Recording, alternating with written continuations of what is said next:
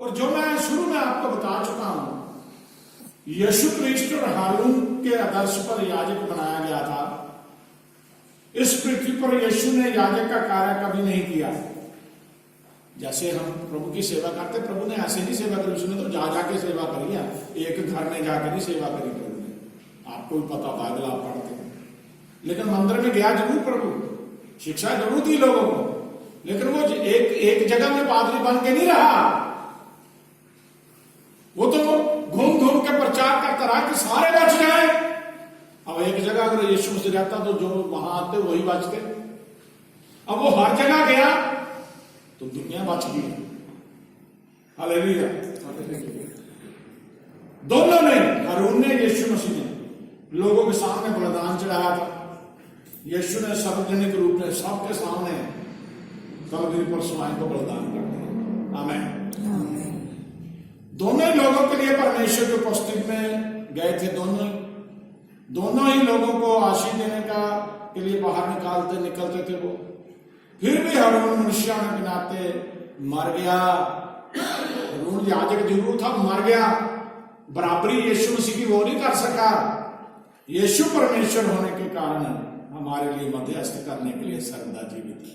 आमीन, आमीन, आमीन, आमीन, आमीन।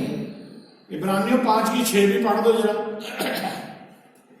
इसी प्रकार वह दूसरी जगह में भी कहता है, इसी प्रकार वह दूसरी जगह में भी कहता है, मलकी सिद्दीक की रीति पर सदा के लिए याजक है। मलिक सिद्दीकी की रीति पर तो सदा का याजक। मलिक सिद्दीक को उपाधि दी सदा का याजक। हालेलुया। 2 आयतें पढ़ेंगे, आज का वचन पूरा हो जाएगा हमारा। प्रभु यीशु मसीह अब हमारे लिए परमेश्वर के उपस्थिति में प्रकट होता है। स्थान जो है स्वर्ग में है। इब्रानियों का खत 9 अध्याय उसकी 11-12 आयत पढ़ो। परंतु जब मसीह आने वाली अच्छी वस्तुओं का महायाजक होकर आया, हाँ, तो ध्यान से सुनिए। परंतु जब मसीह आने वाली अच्छी वस्तुओं का महायाजक होकर आया, तो उसने और भी बड़े और सिद्ध तंबू से होकर, जो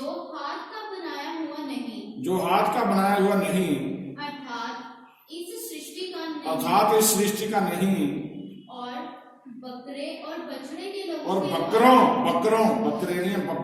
और बछड़ों के लहू के द्वारा नहीं, पर अपने ही लहू के द्वारा एक ही बार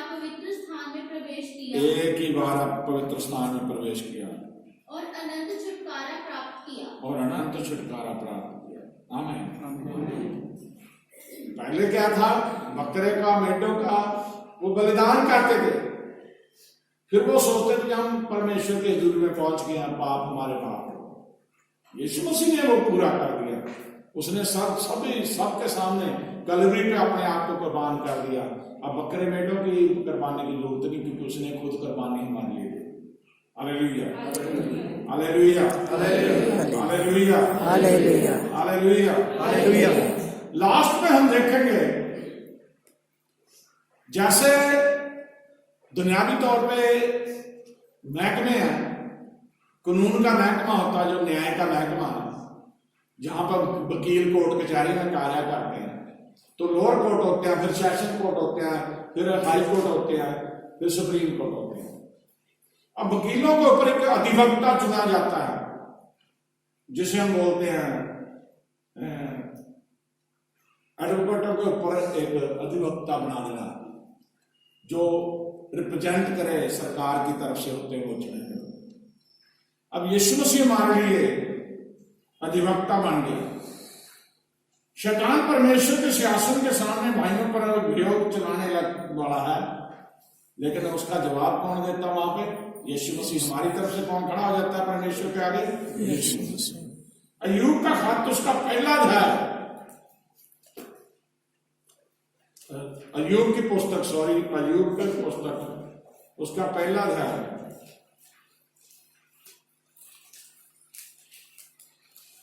उसकी एक आयत से 6 आयत से 12 तक पढ़े।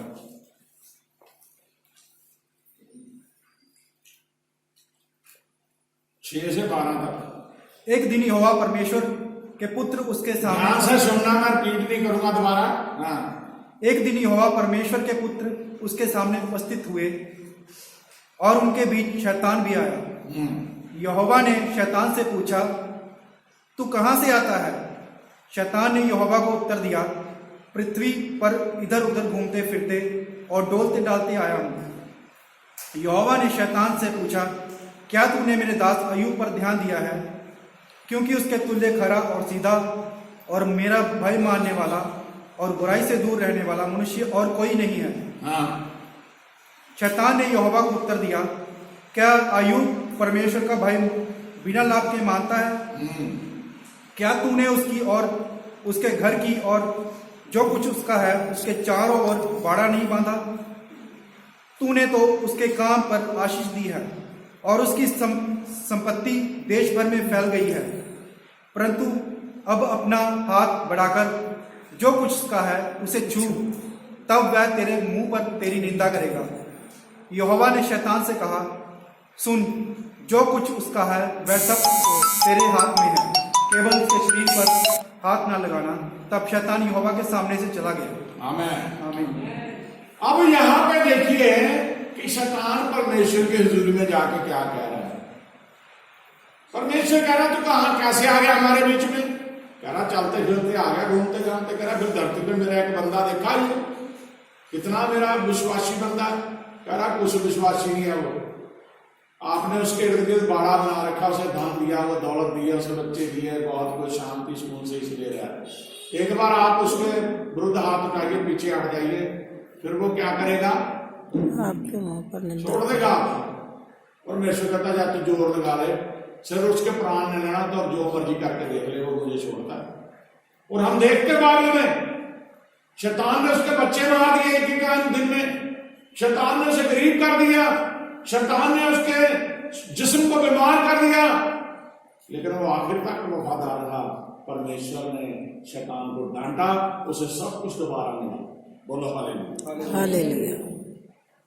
सो मेरे जी बहन भाइयों, परमेश्वर यीशु मसीह हमारा वकील बन के, अधिवक्ता बन के वहां खड़ा है।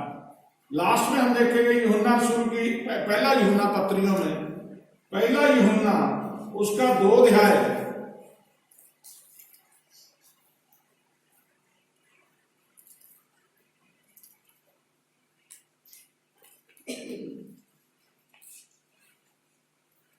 पहला यूहन्ना 2 अध्याय उसकी 1 और 2 आयत पढ़े।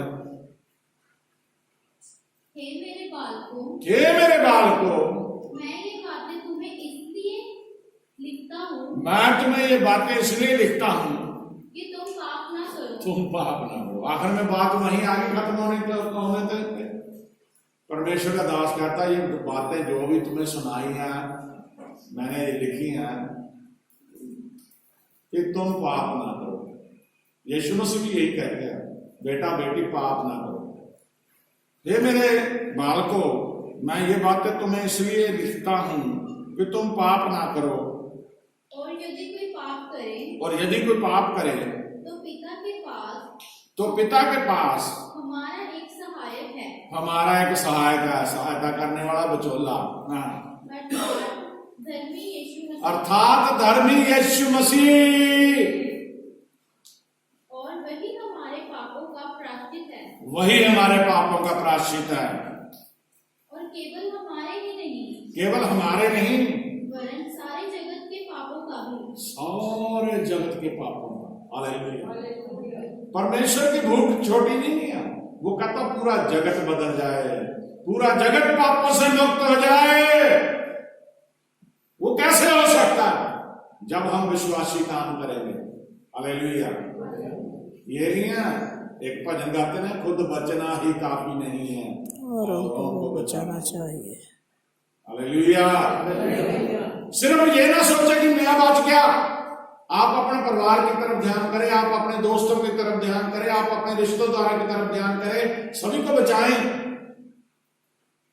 सोचिए अगर आप स्वर्ग में बैठे होंगे तो आपके बाकी लोग नरक में बैठे होंगे परिवार के, तो आपको कितना दुख होगा, दिखेगा सब कुछ।